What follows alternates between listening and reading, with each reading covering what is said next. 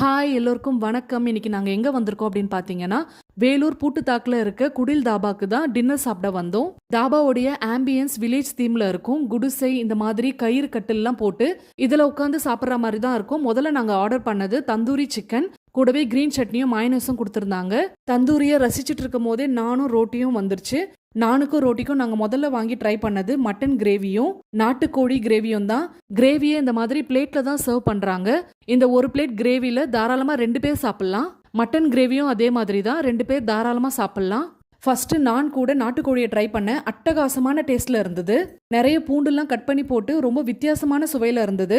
நீங்க குடில் தாபாக்கு வந்தீங்கன்னா மஸ்ட் ட்ரைன்னு நான் இந்த நாட்டுக்கோழி கிரேவியை தான் சொல்வேன். அடுத்து தந்தூரி சிக்கன், முட்டை பொடி மாஸ், எறா தொக்கு, காடை தொக்கு, ஃப்ரைட் ரைஸ் இதெல்லாமே ட்ரை பண்ணோம். எறா தொக்கு மட்டும் கொஞ்சம் ஆவரேஜா இருந்தது.